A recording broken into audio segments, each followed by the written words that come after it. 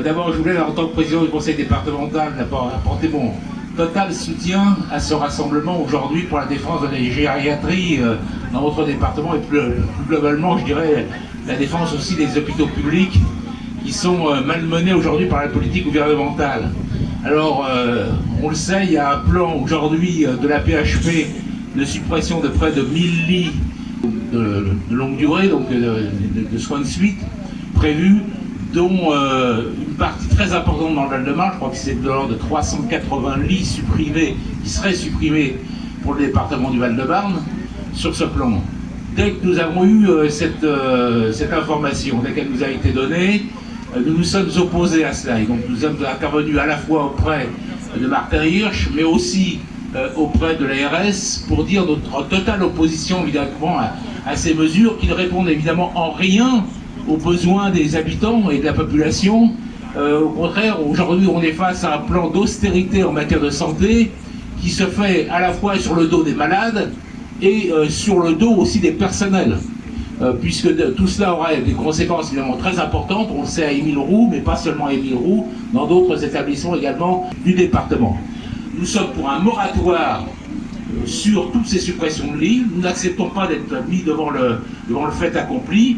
Et aujourd'hui, donc, la première chose qu'il faut noter, qui est un premier recul, c'est le fait, d'abord, que le plan qu'avait prévu la PHP, qui devait s'appliquer dès le 1er juillet, on nous mettait devant le fait accompli en disant qu'il fallait aller très vite, très vite, dans le cadre de ces mesures.